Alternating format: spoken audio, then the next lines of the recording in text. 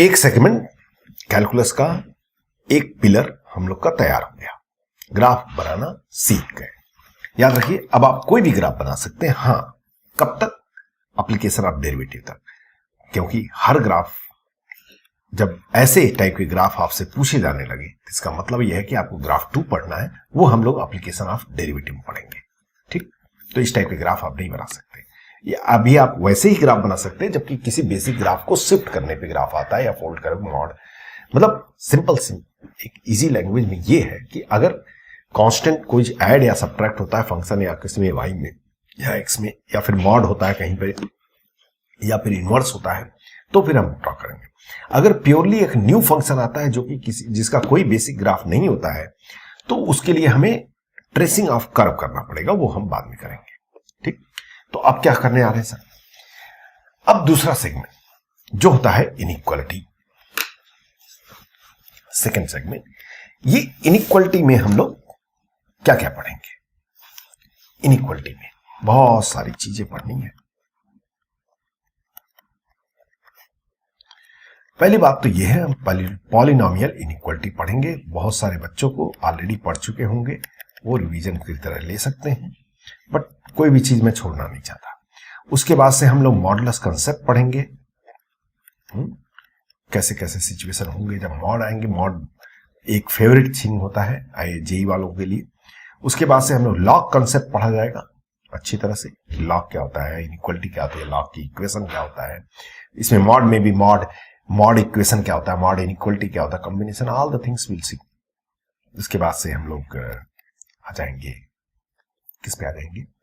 Trigonometric inequality. Trigonometry already आपने पढ़ा होगा पहले, बहुत पहले, बहुत अच्छे से। यहां पे हम थोड़ा सा इनइक्वालिटी डिस्कस करेंगे, एक लेक्चर भी नहीं, आधे लेक्चर का काम है। उसके बाद से हम पढ़ेंगे ग्रेटेस्ट इंटीजर का कंसेप्ट, ग्रेटेस्ट इंटीजर। बस ये सारी चीजें पूरी हो गई तो मतलब आपके सारे पिलर जो है कैलकुलस के रेडी हो जाएंगे, फिर हम कैलकुलस स्टार्ट कर सकते हैं। उसके बाद से तो स्पीड ऐसी हो जाती है कि मतलब थोड़ा भी आंख बंद हुआ तो ट्रेन गायब। लेकिन ये आ लीजिए, तब फिर आप मेरे कैलकुलस क्लास को समझ सकते हैं, ये सारी चीजें अगर आपको आती रही तो। क्योंकि मैं डायरेक्टली बोलता हूं कि इसका ग्राफ इमेजिन करो और फिर वहां से यहां ये आ गया। चलो भाई, तो अब क्या करना है? इनइक्वालिटी पढ़ना है। इनइक्वालिटी से पहले थोड़ा छोटा सा टाइम, मैं जानता हूं कि ये मतलब जनरली बच्चे उसको नहीं पसंद करते पढ़ना, पर थोड़ा सा नंबर सिस्टम, मैथमेटिक्स जहां से पैदा हुआ वहां से शुरू करते हैं तो ज्यादा अच्छा रहेगा। नंबर सिस्टम मुझे मालूम है आप लोग को आता है, और ये भी देखते हैं कि कितना आता है, और फिर पता चलेगा कि सही में आता है क्या। नंबर सिस्टम, कितने टाइप के नंबर होते हैं? हेलो, कितने टाइप के नंबर होते हैं भाई? सर इंटीजर होता है, नेचुरल होता है, प्राइम होता है, रेशनल होता है। नहीं, ये तो आप खिचड़ी पका रहे हैं। ब्रॉड वे में कितने टाइप के नंबर होते हैं? हम ये कहेंगे कि 2 टाइप के, एक हो गया रियल नंबर और एक हो गया इमेजिनरी नंबर। ध्यान से समझिएगा, 10 मिनट टाइम लगेगा, बट बहुत जरूरी है। हाँ। इतना श्योर कर सकता हूं, मतलब कोई भी अननेसेसरी चीज हम नहीं पढ़ने आ रहे। ये सारी चीजें बहुत जरूरी होती हैं। बच्चे बार बार चिल्लाते रहते हैं, सर आईआईटी मतलब बहुत टफ एग्जाम है, ये है वो है। वो टफ नहीं होता है, वो डिफरेंट एग्जाम होता है। उसमें जब तक आपको बेसिक से नहीं पता है ना, कुछ नहीं कर सकते। कितनों आप 1 लाख क्वेश्चन कर लीजिए, कोई फर्क नहीं करता। मैं तो सजेस्ट ही नहीं करता हूं बच्चों को बहुत सारे क्वेश्चन करने। अरे टू दी पॉइंट पढ़ो, बेसिक पढ़ो, उसके बाद से अपने जितने लिमिटेड नंबर ऑफ क्वेश्चन होते हैं, कोई एक बुक उठाओ, उसको कर लो, उसका क्वेश्चन एग्जाम प्रैक्टिस करो। ये थोड़ी है कि क्वेश्चन से कभी भी कंसेप्ट नहीं सीखा जाता है, हमेशा कंसेप्ट से क्वेश्चन को बनाया जाता है। याद रखिएगा इस बात। नंबर सिस्टम, तो कितने टाइप के नंबर? 2 टाइप के नंबर होते हैं, रियल नंबर होते हैं और इमेजिनरी नंबर। ठीक है भाई, इमेजिनरी नंबर क्या होता है?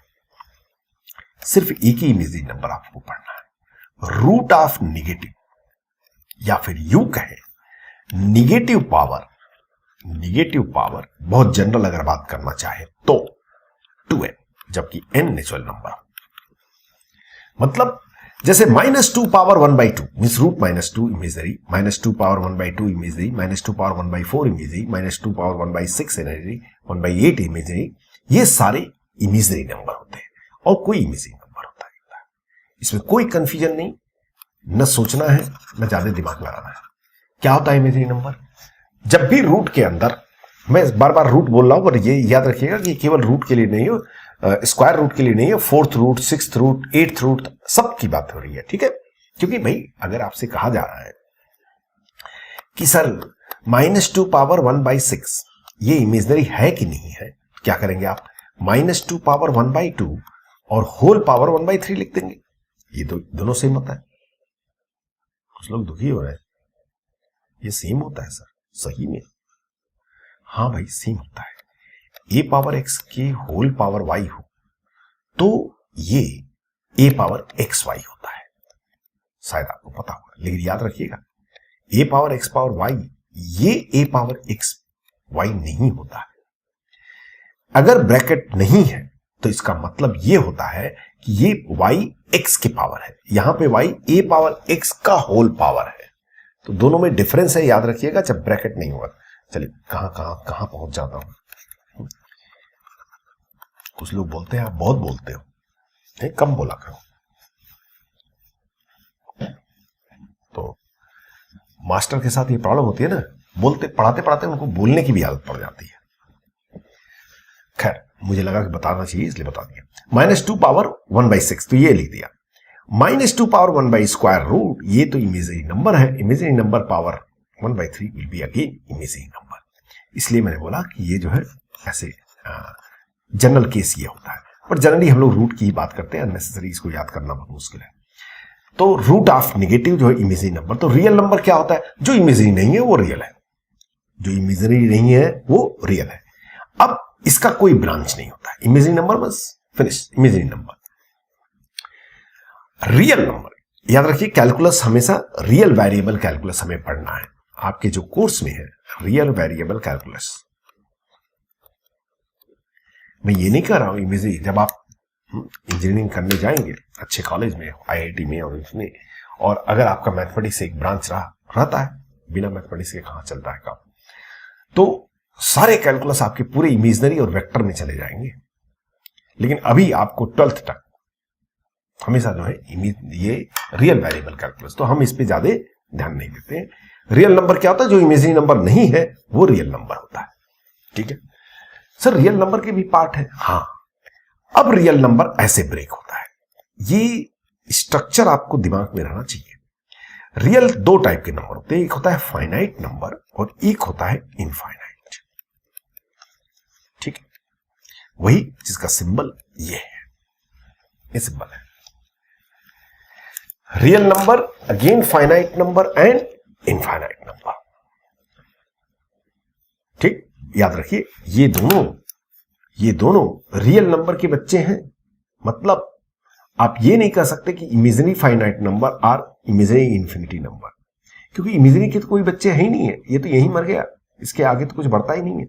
मतलब imaginary number means imaginary number. आप कभी भी नहीं कह सकते पॉजिटिव इमेजिनरी, नेगेटिव इमेजिनरी, और नेचुरल इमेजिनरी नंबर, और फाइनाइट इमेजिनरी नंबर, और prime imaginary number. Imaginary number के कोई आगे वंश इसका बढ़ा ही नहीं, ये यहीं पे स्टॉप हो गया। तो imaginary number means simply imaginary number, that's all, और कुछ नहीं होता है, ठीक। हाँ, रियल नंबर अब जो है आगे दो टुकड़ों में बट गए, एक तो फाइनाइट होता है, दूसरा इनफाइनाइट होता है। फाइनाइट की बात बाद में करेंगे, पहले हम इनफाइनाइट की बात करते हैं, और शायद आप लोग को अच्छी तरह पता हो, तो अगर आप डिफाइन कर दें तो बड़ा अच्छा रहेगा। Give me definition of infinite. हाँ मुझे मालूम है आप घर पे बैठे हैं वहां बोलने का, पर फिर भी बोलिए। आप सोचिए क्लासरूम में स्पीक इट, ये भी चिंता मत करो बगल वाला हंस रहा है, भैया मेरा भाई देखेगा हंसेगा, पापा देखेंगे हंसेंगे, मम्मा देखेंगे हंसेंगे, ऐसा कुछ नहीं होता है। बोलिए डेफिनेशन क्या होता है इन्फिनिटी का? जानते हैं कुछ लोग क्या बोल रहे हैं? 1/0 इज अ इन्फिनिटी। नहीं, 1/0 कभी भी इंफिनिटी नहीं होता है। 1/0 नॉट डिफाइन होता है, वो आगे बात करेंगे। मैथमेटिक्स कभी अलाउ नहीं करता है कि डिनोमिनेटर 0 है। तो क्या है इंफिनिटी? ध्यान से देखिए, सिंपल अपने इंडियन लैंग्वेज में डेफिनेशन लिख रहा हूं। अ very large number, a very large number which is impossible to count,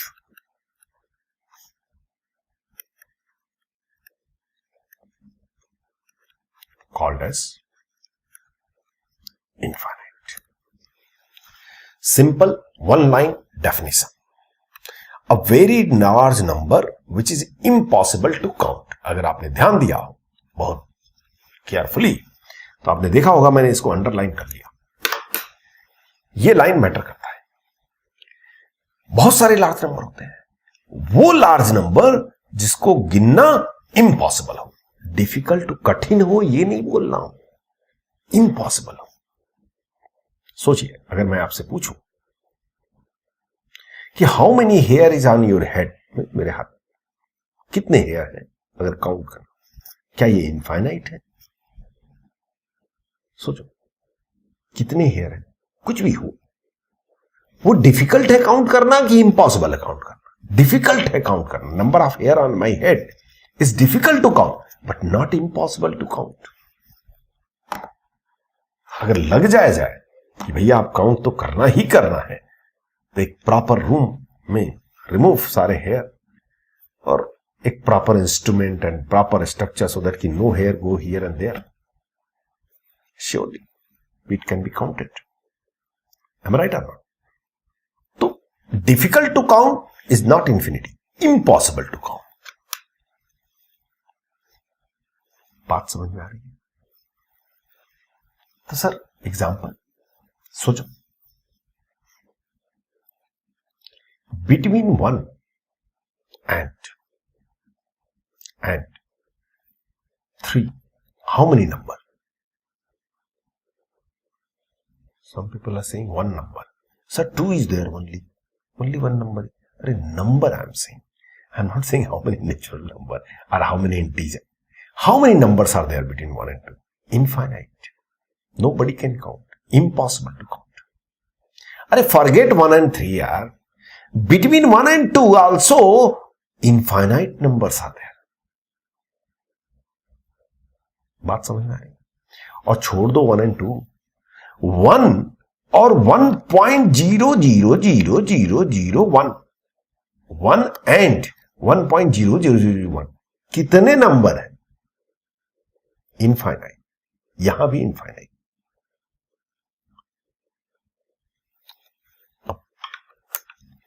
अब यहां पे एक कंफ्यूजन आता है, ध्यान से सुनिएगा। लोग कहते हैं सर 1 और 3 के बीच में आपने इनफाइनाइट बोला, हमने मान लिया, फिर आप बोल रहे हैं 1 और 2 के बीच में भी इनफाइनाइट नंबर है, ये कैसे माने? हमें साफ साफ दिखाई दे रहा है कि ये लेंथ इस लेंथ से बड़ी है। तो अगर यहां आपने इनफाइनाइट कहा तो इसको इनफाइनाइट बाई 2 कहिए। नहीं, इनफाइनाइट एक वैल्यू नहीं है, ये चीज प्लीज माइंड में रखिए। इनफाइनाइट एक स्टेटमेंट है कि भैया बहुत बड़ा नंबर है जिसको काउंट नहीं कर सकते, तो 1 और 2 के बीच में भी बहुत बड़ा नंबर है जिसको काउंट नहीं कर सकते। ठीक। अब मैथमेटिशियन जानते हैं, सबसे आलसी आदमी जितने नहीं, बुरा मत माने भाई और कोई मैथमेटिशियन हो, मैं तो मैथमेटिशियन नहीं हूं, मैं तो टीचर हूं छोटा सा, बट जनरली मुझे जहां तक लगा है कि मैथमेटिशियन लोग बड़े आलसी हुआ करते थे। वो जब बड़े बड़े स्टेटमेंट होते थे ना, उसको छांट करके उसका एक सिंबल बना देते थे। ये एक स्टेटमेंट है, ये वैल्यू नहीं है। बात समझ में आ रही? ये क्या है? स्टेटमेंट है। इन प्लेस ऑफ सेइंग कि बहुत बड़ा नंबर जिसको हम गिन नहीं सकते, कौन उतना बड़ा बोलेगा, ये लिख दो ना, काम खत्म हो गया। ये क्या है? ये वैल्यू है, वैल्यू नहीं है, ये एक स्टेटमेंट है। ठीक। आप ये थोड़ी कहोगे कि 1 और 3 के बीच में बहुत बड़ा नंबर है, बहुत बड़ा, जिसको गिन नहीं सकते, और 1 और 2 के बीच में बहुत बड़ा नंबर है जिसको गिन नहीं सकते, डिवाइडेड बाय 2। इंग्लिश स्टेटमेंट को डिवाइड नहीं करते भाई। बात समझ में आई? हाँ। तो इनफाइनाइट क्या है? एक एजम्पशन है कि भाई सबसे बड़ी नंबर जिसे हमें पता ही नहीं कितनी होती है वो कहीं पे है, लेकिन उसे हम काउंट नहीं कर सकते। ठीक, उसको हम रिप्रेजेंट करते हैं इंफिनिटी से, उसकी वैल्यू को रिप्रेजेंट नहीं करते। याद रखिएगा, infinity is not a value, infinity is not a value, it's a statement. और क्या स्टेटमेंट है? यही जो ब्लू कलर में लिखा है मैंने। Infinity is a very large number which is impossible to count. एक ऐसा नंबर जिससे गिनना, थोड़ा हिंदी में, इंग्लिश से हिंदी कन्वर्ट करने में थोड़ी डिफिकल्टी है, बट फिर भी मेरा फीलिंग तो आपको समझ में आ गया होगा। तो infinity is not a value, it's a number, it's a statement. ठीक, ये चीज हमेशा माइंड में रखिएगा। थोड़ी और चर्चा करते हैं इनफाइनाइट के ऊपर, और आपको लगेगा कि हाँ सही है कि भाई कितने मिसकंसेप्शन लेके हम कभी कभी घूमते हैं। मैं भी घूमता था, ऐसा नहीं है, बहुत सालों तक मिसकंसेप्शन लेके घूमा, तब जाकर के ज्ञान के क्या बोलते हैं उसके चक्षु ओपन हुए। अगर आपसे पूछूं कि A इक्वल टू A ये कब वैलिड नहीं है,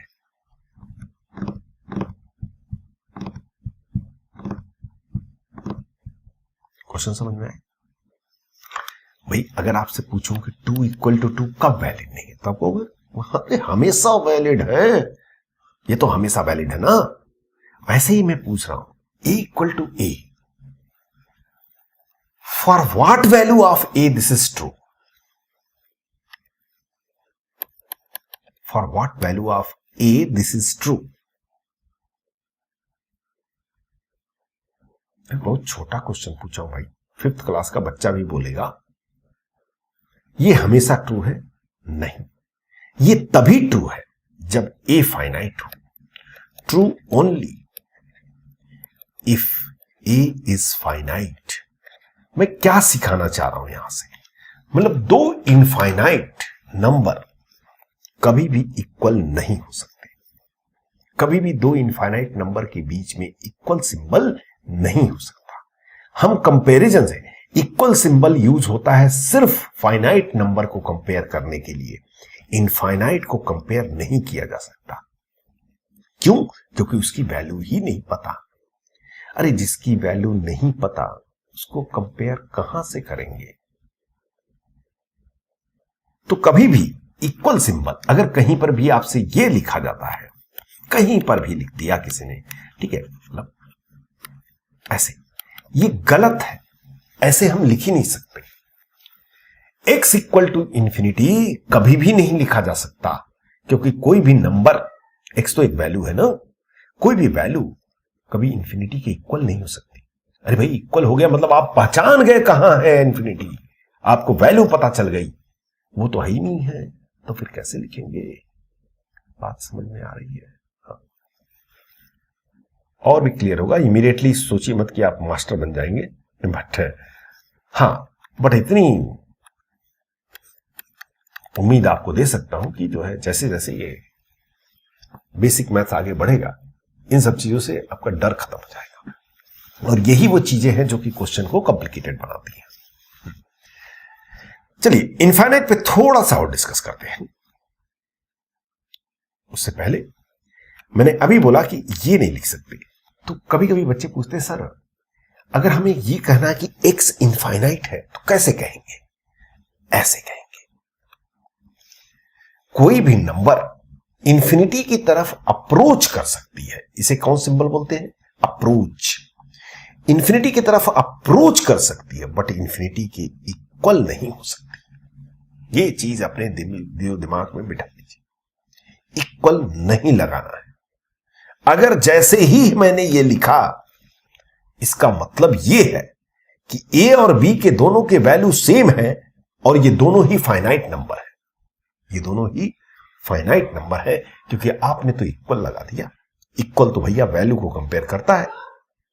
बात समझ में आई? हाँ। तो अब जरा यहां पे आगे बढ़ते हैं, थोड़ा सा इसमें मिर्च मसाला। अगर आपसे कोई पूछे इनफाइनाइट प्लस इनफाइनाइट क्या होता है, क्या कहोगे? ऐसे जब भी इनफाइनाइट में कंफ्यूजन हो, ये मेरा ब्लू कलर का मंत्र लगा लेना। मैंने पूछा इन्फिनिटी प्लस इन्फिनिटी क्या है, तो आप ऐसे सोचो, a very large number which is impossible to count plus very large number. अरे very large number plus very large number again large number, don't say double large number. Hello, don't say double large number. All the mathematical binary operation are your, जो भी operation होता है mathematics, addition, subtraction, multiplication, वो infinity पे work नहीं करता। तो very large number plus very large number again a very large number, I will say infinity. Please don't say to infinity. ये भी मत कहिए ये दोनों सेम है। अरे सेम नहीं है, ये दोनों दो स्टेप। ये कह रहा है भाई दो अगर बड़े नंबर को ऐड करेंगे, वो दो नंबर जो कि सबसे बड़े हैं उनको अगर ऐड किया जाए तो क्या आएगा? फिर एक बड़ा नंबर आ जाएगा, फिर एक बड़ा नंबर। ये कभी मत कीजिए कि ये वाला नंबर इससे बड़ा है। इन्फिनिटी को कंपेयर नहीं किया जा सकता। बात समझ में आई? हाँ। वैसे ही अगर आपसे पूछे इनफाइनाइट इंटू इनफाइनाइट क्या होता है, very large number plus very large into very large number means very large number times very large number again very large number. अंदर से फीलिंग आती है, सर ये तो बहुत बड़ा लार्ज नंबर होगा। वो फीलिंग ही रहने दीजिए, अंदर बाहर मत निकालिएगा, क्योंकि ये एक वैल्यू नहीं है। हमारा हैबिचुअल हो गया है कि हमने 2 इंटू 3 किया तो हमारे पास 6 आ गया, क्योंकि मल्टीप्लिकेशन नंबर बढ़ जाते हैं। ये सारे वैल्यू हैं। ये लॉजिक यहां पे वर्क नहीं करेंगे, क्योंकि हम सब स्टेटमेंट की बात कर रहे हैं। ठीक, चलिए। Infinite plus minus finite, infinite plus minus finite, always again infinite. याद रखिए, जैसे आपसे कोई पूछ दे बाई चांस कि चलो बताओ infinity minus 10 power 100 power 1000 power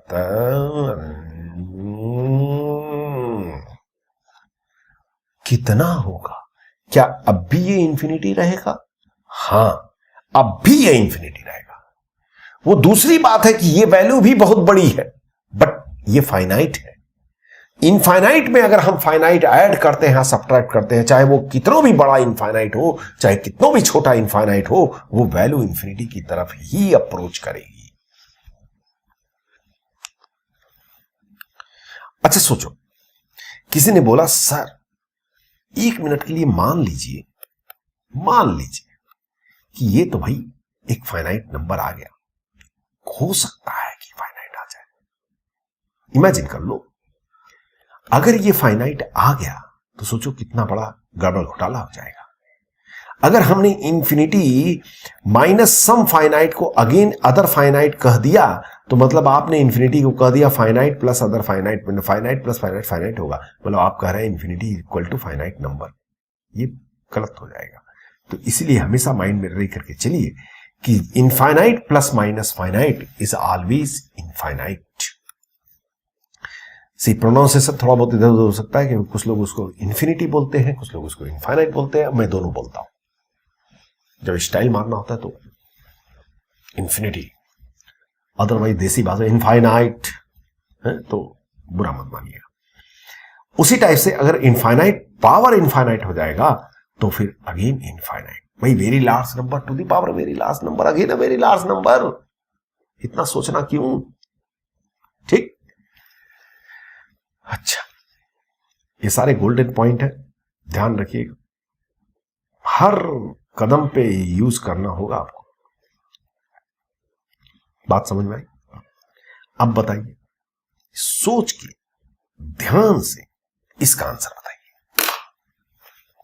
अब बोलो, मुंह खोलो, स्क्रीन के सामने भी आपकी आवाज आनी चाहिए, तभी पढ़ने में मन लगता है भाई। अंदर बोलोगे अंदर ही रह जाएगा। क्या होगा? 0। ये तो बड़ी अच्छी बात। अच्छा ठीक है, मैं बोल रहा हूं, आप सोचिए। मैं कुछ स्टेटमेंट पास कर रहा हूं, थोड़ा बहुत मेरी इंग्लिश गड़बड़ है बट फिर भी समझ देखो। Infinite in minus infinite may be 0। सही बोला? हाँ भाई, हो सकता है, हमें क्या पता, जब हमें इन दोनों की वैल्यू ही नहीं पता तो इनका सब्ट्रैक्शन क्या हो। या फिर मे बी 1, हाँ ये भी हो सकता है। मे बी 2 हो सकता है। मे बी 100 हो सकता है। मे बी -300 हो सकता है। मे बी इंफिनिटी हो सकता है। मे बी माइनस इंफिनिटी हो सकता है। या फिर या फिर या फिर इन जनरल क्या लिखे, कुछ भी हो सकता है। कुछ भी हो सकता है कि नहीं? सोच के बोलो। अरे भाई कुछ भी हो सकता है, हो सकता है, कुछ भी हो सकता है। और मैथमेटिक्स में जब भी ऐसा आंसर आपके पास आ जाए कि ये कुछ भी हो सकता है, ऐसा कुछ भी हो सकता है लिख मत देना, उस नंबर को बोलते हैं इनडिटर्मिनेट। क्या बोलते हैं? क्या बोलते हैं? इनडिटर्मिनेट। क्या होता है इनडिटर्मिनेट? ऐसे वैल्यूज जिसका आंसर कुछ भी हो सकता है उसको हम बोलते हैं इनडिटर्मिनेट। कुछ बात समझ में आ रही है भाई? इंफिनिटी माइनस है, इंफिनिटी प्लस इंफिनिटी, हमें 100% श्योर है कि ये फिर से एक लार्ज नंबर हो गया, इसमें कोई कंफ्यूजन नहीं है। इंफिनिटी इंफिनिटी में भी कोई कंफ्यूजन नहीं है, बट यहां पर तो हो गया very large number minus very large number. अब हमें पता ही नहीं है, ये दोनों ही लार्ज नंबर के बारे में नहीं पता, तो हम क्या बोले? कुछ भी हो सकता है, 0 हो सकता है, 1 हो सकता है, -1 हो सकता है, √2 हो सकता है, 1/2 हो सकता है, कुछ भी हो सकता है। जब कुछ भी हो सकता है तो मैथमेटिक्स क्या कहता है कि भाई अब तो उसको बोल दो इनडिटर्मिनेट। मतलब हम तो डिटरमाइन ही नहीं कर सकते, उसको क्या बोलते हैं? इनडिटर्मिनेट। जब आप लिमिट पढ़ेंगे ये आपको बहुत हेल्प करेगा। बात समझ में आई? अरे बात समझ में आई ना? हाँ, और कैसे? अब सोचो, इंफिनिटी बाई इंफिनिटी क्या हो? 1 हो सकता है, 2 हो सकता है, 3 हो सकता है, 4 हो सकता है, कुछ भी हो सकता है, यहां भी कुछ भी। हाँ ये मत सोचिए सर निगेटिव, अरे हो सकता है ये निगेटिव हो, तो कुछ भी हो सकता है, यहां पर भी इनडिटर्मिनेट। जब भी कुछ भी हो सकता है तो इनडिटर्मिनेट बोलते हैं उसको। वैसे ही इनडिटर्मिनेट सम अदर भी होते हैं जो कि आप लिमिट में पढ़ेंगे क्यों होता है ये। इस टाइप के और भी नंबर है इनडिटर्मिनेट। ठीक, वैसे आपको याद दिला दूं थोड़ा सा कि इनडिटर्मिनेट, थोड़ा आपको फील आ जाए क्या होता है। आपने वेक्टर पढ़ा होगा? नहीं पढ़ा? अरे मैथ्स में नहीं पढ़ा होगा तो कम से कम फिजिक्स में आपने 11th क्लास में जरूर पढ़ा होगा। एक होता है नल वेक्टर, याद आया? ये थोड़ा इसका इनडिटर्मिनेट का आपको फीलिंग दिला। एक होता है नल वेक्टर, इसका डायरेक्शन क्या होता है? इसका डायरेक्शन क्या होता है? ये मत कहना कि नॉट डिफाइंड, ये मत कहना does not exist. Vector mathematics में भी आती है और मुझे अच्छी तरह आती है वेक्टर। क्या होता है इसका? इनडिटर्मिनेट। इसका डायरेक्शन कुछ भी हो सकता है, हमें क्या पता भाई? जब इसके डंडा ही नहीं है, वेक्टर तो ऐसे बनाते हैं ना, ऐसे। अब इसको क्या करो, धीरे धीरे छोटा करो, इसका लेंथ और छोटा हो गया, ये लो, और छोटा करो, और छोटा हो गया, और छोटा करो, और छोटा हो गया। जब तक इसका लेंथ कुछ ना कुछ बचा है तब तक ये नल वेक्टर नहीं है और इसका डायरेक्शन हमें पता है। द मोमेंट जब मैंने इसको पूरी तरह से गायब कर दिया, अब ये नल वेक्टर बन गया। अब इसका डायरेक्शन क्या है, हमें क्या पता? हो सकता है इधर हो सकता है ऐसे रहा हो सकता है वैसे रहा हो। आपने उसको छोटा करके बनाया तो ये क्या हो, कुछ भी हो सकता है इसका डायरेक्शन, तो इसलिए इसको बोलते हैं इनडिटर्मिनेट। एक बार जेईई में ये क्वेश्चन भी पूछा था, डायरेक्शन ऑफ नल वेक्टर, और उसमें एक ऑप्शन नॉट डिफाइंड भी था। बिलीव कीजिए मैक्सिमम बच्चों ने नॉट डिफाइंड लिखा था, जो कि गलत है। इनडिटर्मिनेट, नॉट डिफाइंड एक अलग नंबर होता है मैथमेटिक्स में, इनडिटर्मिनेट एक अलग चीज होती है। ये दोनों में जमीन आसमान का फर्क है, दोनों को मिक्स मत कीजिएगा। तो नॉट डिफाइंड क्या होता है? जहां पे मैथमेटिक्स बोलता है कि हमको समझ में नहीं आया काम नहीं आया। जैसे मैं आपसे बोलूं जोड़ा बागा छो, तो आपको क्या बोले, ये पता नहीं क्या बोल रहा है। तो मैथमेटिक्स वहां पे मैथमेटिक्स का वो लैंग्वेज ही नहीं है, तो फिर आप कहेंगे कि भैया भाई साहब इसको समझ भाई। If I ask you what is the 1 by Ramu, हम क्या जाने, हमें क्या पता भाई। 1 by Ramu, mathematics can't understand what is the 1 by Ramu, तो मैथमेटिक्स इट्स नॉट डिफाइंड। ऐसे ही 1 by 0 not defined, 1 by 0 not defined. ये इनडिटर्मिनेट नहीं है, ये इंफिनिटी नहीं है, ये नॉट डिफाइन है। कुछ बात पल्ले पड़ रही है। तो ये 3 चीजें, मैथमेटिक्स में 3 नंबर होते हैं जो कि बड़े डेंजरस होते हैं और आईआईटी वालों के फेवरेट होते हैं। कौन कौन? एक होता है इंफिनिटी, एक होता है नॉट डिफाइन, और एक होता है इंडिटर्मिनेट। कुछ लोग तो पढ़ के निकल जाते हैं, उस तीनों को हमेशा सेम ही चलते रहते हैं। ये तीनों एकदम अलग चीजें हैं, एकदम कोई मतलब, कोई लिंक ही नहीं है तीनों के बीच में। इंफिनिटी है, नंबर है, कहीं पे है, बट कितना बड़ा है हमें नहीं पता। नॉट डिफाइन, पता नहीं क्या बोल रहे हो, मैथमेटिक्स को समझ में ही नहीं आया आपने क्या बोला। जैसे log 0 नॉट डिफाइन होता है, not define, plenty of number can be not define. Indeterminate, हां कुछ भी हो सकता है, यहां पर तो कुछ भी हो सकता है। एक्चुअली ये वाइल्ड कार्ड खेल लिया मैथमेटिक्स ने कि भाई कुछ भी हो सकता है, आप कुछ प्रेडिक्ट नहीं कर सकते। वो इनडिटर्मिनेट के कैटेगरी में आता है, ठीक। और बाकी चीज बकवास नहीं करने आ रहा हूं मैं, क्योंकि बाकी चीज तो आपको आगे ऑलरेडी पता है। मेरा पर्पस ये था कि ये 3 चीजों की डिफरेंस आपको समझाना अच्छी तरह से, और हम उम्मीद करते हैं कि आगे जो है आप इसमें कंफ्यूज नहीं होंगे, और स्पेशली जब आगे क्लासेस चलेंगे, जब हम कैलकुलस शुरू करेंगे, तो ये तीनों चीजों में आप एकदम से कंफ्यूज नहीं होंगे, ये मेरी पूरी उम्मीद है। और जरा इसको जल्दी जल्दी, जिन्होंने नोट नहीं किया है पॉज कर लीजिए लेक्चर को और नोट कर लीजिए, ठीक है। हो गया भाई, चलो आगे बढ़ते हैं।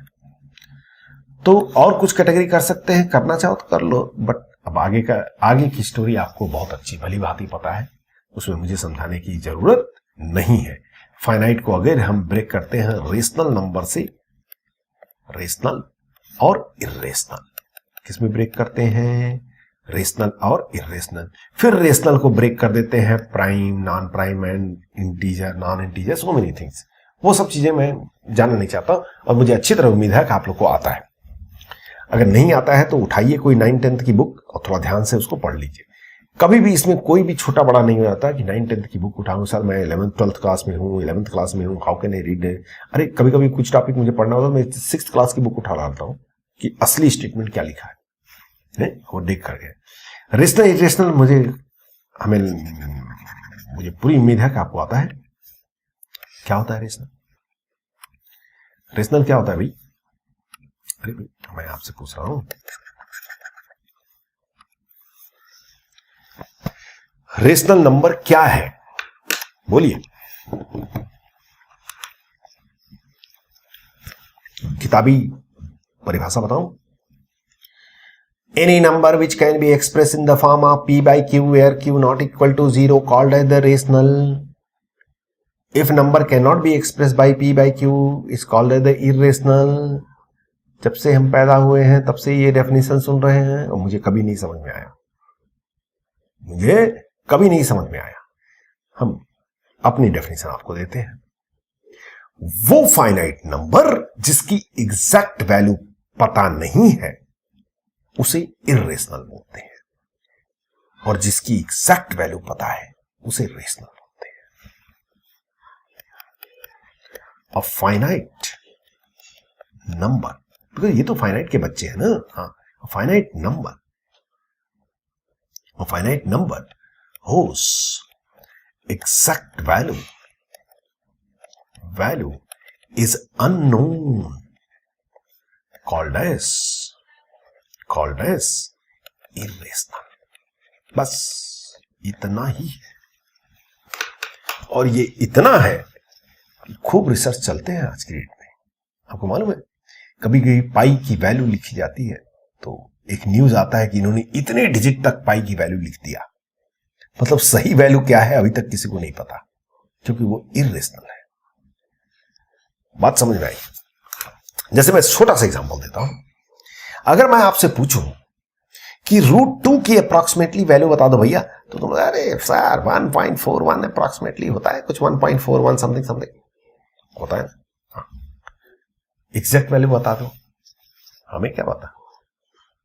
वी कांट, हम क्या जाने. I will tell you. नहीं, I am not telling you exact value. मुझे नहीं पता भाई. कैसे पता रहेगा? मैं खुद ही डेफिनेशन दिया हूं कि जिसकी एग्जैक्ट वैल्यू नहीं पता वो फाइनाइट नंबर. अब ये मत कहना सर इनफाइनाइट रेशनल है कि इर्रेशनल. अरे इनफाइनाइट के कोई बच्चे नहीं है. इनफाइनाइट को कभी भी आप रेशनल इर्रेशनल के कैटेगरी में नहीं लिख सकते. वो सिर्फ फाइनाइट की कैटेगरी प्रॉपर्टी है. चार्ट बता रहा है भाई, इनफाइनाइट तो यहीं मर गया, इसके आगे तो इसका वंश चलता नहीं. तो रेशनल इर्रेशनल किसकी प्रॉपर्टी है? फाइनाइट नंबर की प्रॉपर्टी है. तो वो फाइनाइट नंबर जिसकी एग्जैक्ट वैल्यू नहीं पता. जरा ध्यान दीजिएगा, बड़ा इंटरेस्टिंग. एक पॉइंट में लेता हूं 1.41, एग्जैक्ट 1.41. तो ये तो रेशनल हो गया क्योंकि एग्जैक्टली मैंने 1.41 बोला. एक और पॉइंट लेता हूं 1.42. ठीक.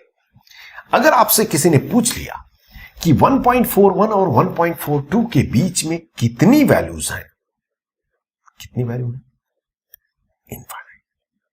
सही बात है. नहीं, इनफाइनाइट इसके बीच में नहीं है. मुझे कभी पता नहीं क्यों कभी कभी डाउट लगता है ना, मैं कुछ बोलता हूं तुम लोग कुछ उसका अलग मतलब निकाल लेते हो.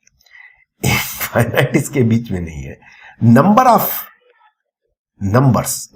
वैल्यू, कितनी छोटी छोटी वैल्यू है, इनफाइनाइट नंबर्स हैं इसके बीच में.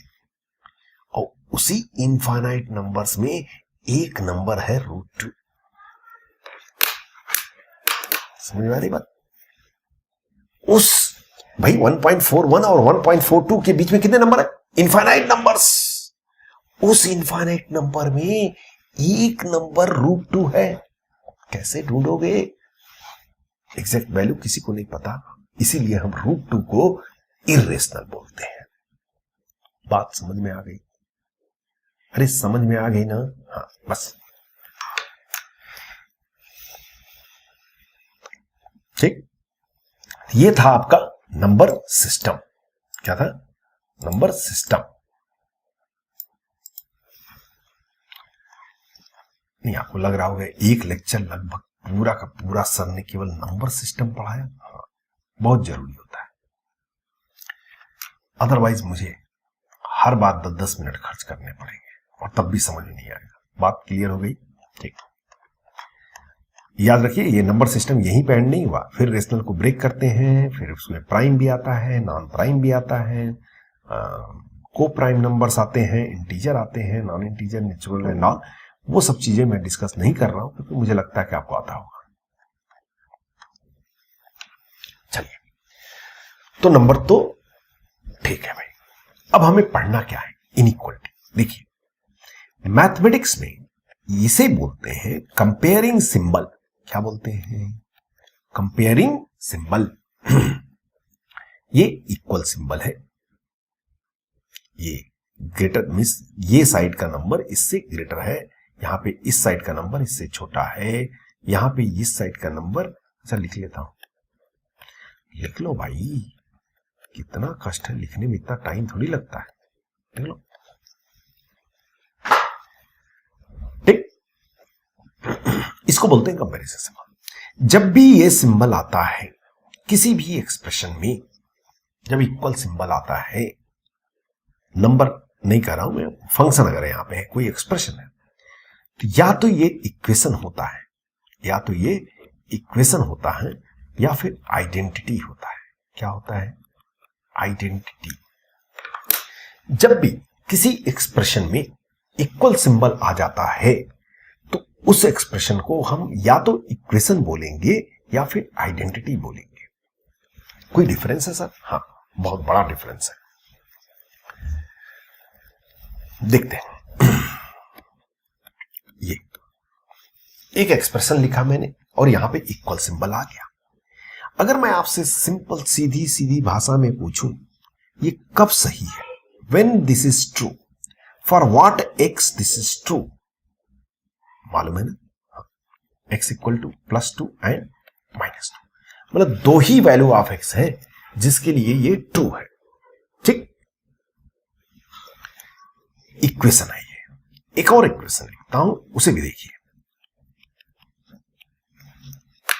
क्या है इक्वेशन।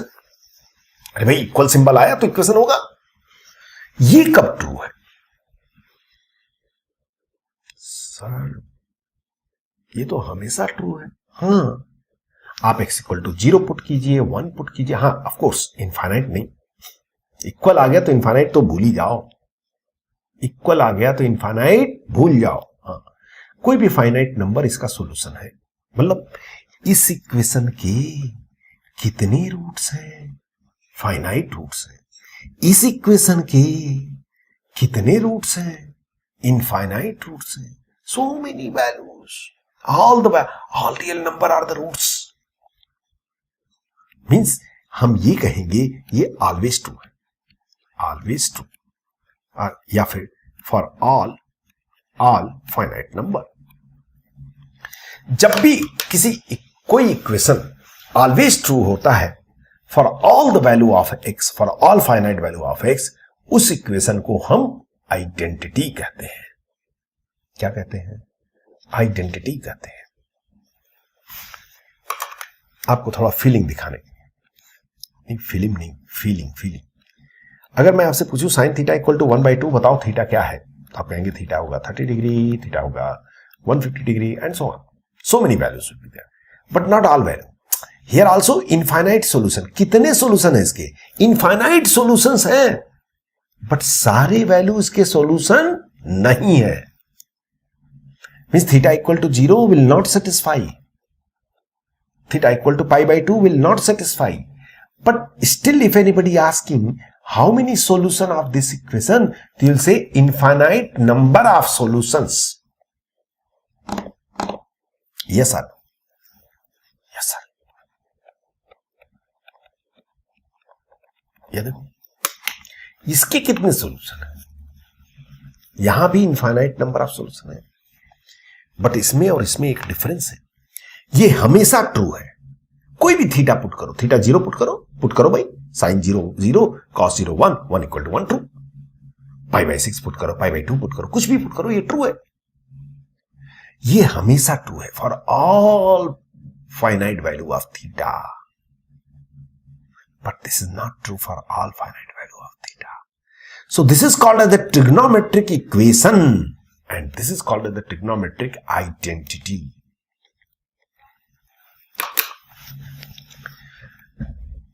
आई एम श्योर कि it's clear to all of you. बात समझ में आई? अरे कुछ पल्ले पड़ा भाई। ये इक्वेशन होता है और आइडेंटिटी होता है। आइडेंटिटी पे थोड़ा बहुत और डिस्कस करूंगा मैं अगली क्लास में। और अगर यहां पे ये इनमें से कोई एक सिंबल आ गया तो उसको बोलते हैं इनइक्वलिटी, और यही हमारा टॉपिक है। यही हमारा टॉपिक है कि इनइक्वलिटी कैसे सॉल्व करते हैं। किसी भी टाइप की इनइक्वलिटी हो, चाहे मॉड हो, लॉग हो, ग्रेटेस्ट इंटीजर हो, कुछ भी हो, हमें उससे मतलब नहीं, हमें तो सॉल्व करने से मतलब है। कुछ बात समझ में आ रही है? ठीक है, हाँ। तो इक्वेशन और आइडेंटिटी में डिफरेंस पता होना चाहिए। किसी भी इक्वेशन के इनफाइनाइट सॉल्यूशन भी हो सकते हैं, याद रखिएगा, infinite number of solution. But किसी भी इक्वेशन की, any equation can not be true for all value of x. जब भी वो ऑल वैल्यू ऑफ एक्स के लिए ट्रू हो जाता है तो वो क्या बन जाता है? आइडेंटिटी बन जाता है। तो जब भी किसी एक्सप्रेशन में इक्वल सिंबल आ जाता है तो हम उसको क्या बोलते हैं? या तो वो इक्वेशन होगा या फिर वो आइडेंटिटी होगा। कैसे? मतलब डिफरेंस कैसे पता करते हैं? अगर कोई इक्वेशन हमेशा सही हो, हर वैल्यू के लिए सही हो, तो वो आइडेंटिटी होगा, अदरवाइज वो सिर्फ इक्वेशन होगा। फाइन, चलिए, for today more than enough. So आज आपके लिए होमवर्क नहीं है, एंजॉय कीजिए, और ये सारी चीजें जो मैंने पढ़ाया है वो कृपया करके एक बार आप अच्छे से रिवाइज कीजिए और सोचिए, उसके बारे में थोड़ा सोच लीजिए। 1-1.5 घंटा का टाइम लगेगा, बट आगे आप खुद ही कहोगे हाँ सर आपने सही कहा था, यही चीजें बहुत जरूरी है। ठीक, तो आगे के क्लासेस में हम इसको कंटिन्यू करेंगे। ठीक है, चलिए, थैंक यू वेरी मच।